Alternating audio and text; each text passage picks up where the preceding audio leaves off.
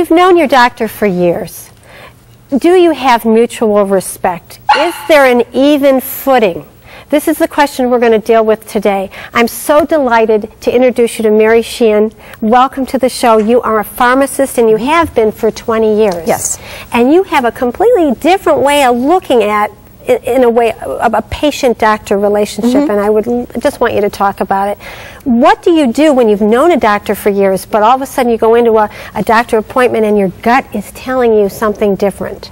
Well, I think, first of all, it's really important to be prepared when you go in to your doctor, and you need to know what kind of care you want. Let's even go back to before you even choose a doctor. Okay. You know, what kind of care do you want? What's really important to you insofar as health care?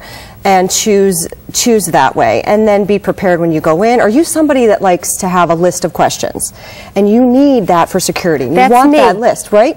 So have a question up front. You know, I'm a list kind of gal, and maybe if you're under time constraints, because they are, can we do some emailing or something like that? Be creative, use of technology. Why not, right? Wait. Will a doctor really answer an email? Why not?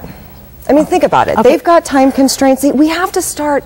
I think we as healthcare providers really need to get more about service and care at a different level. Okay. And reaching to the patients, meeting them where they are, really. Well, that'd be great. Yeah, so why not open the door for that? Okay. And then say if you're somebody who is going in for a procedure that you're really nervous about and you want to discuss with your physician, well, I would really be more comfortable if someone was in there with me. Me too, because I can't hear what he's saying if it's something serious. A lot of people can't. Right. Because we kind of were in that very overwhelmed kind of stress state when we are. And it's hard, right? Fear, and it's hard to advocate for yourself when you're in that stress state. Absolutely. It's hard to even think clearly when you're in that stress state, so it's nice to have somebody there, and if that can be accommodated, great. You have to be really strong about what feels good to you for your care and say, this is what I want. Now, there are people who are in the age group of 50 and over, maybe, who are watching, and back in the day, you didn't question the doctor. Right. Okay, but I think what I hear you saying is that we need to question, not in a mean way, but... No, there's a difference between asking questions and questioning.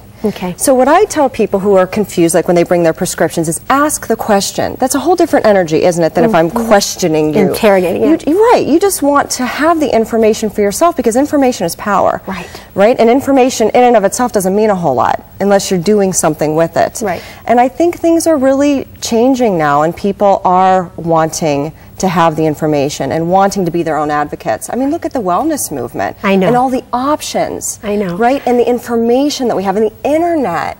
You know, it's a whole new ballgame out there. People they come in, they've already Googled you, and they've Googled their disease, and they have... So what happens if a doctor says, all right, you need an MRI, and you're thinking, why?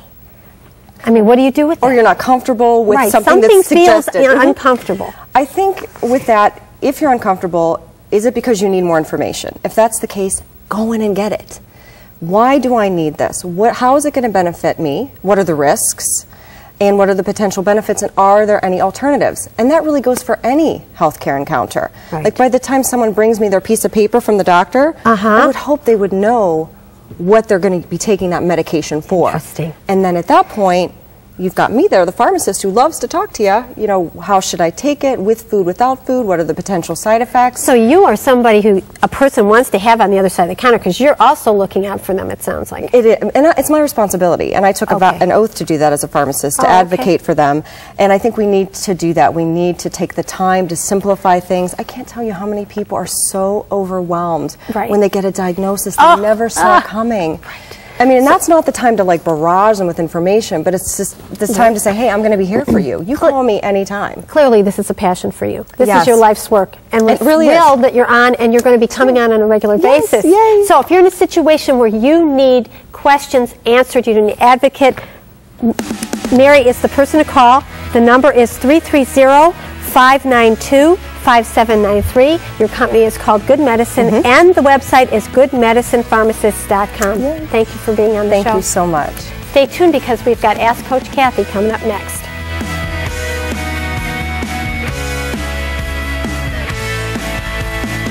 Coming up, she wants to put health and wellness on her family menu. Kathy has just the recipe. And next week, looking good. How makeup can reveal the real you. Next week on Can You Relate with Kathy Dawson.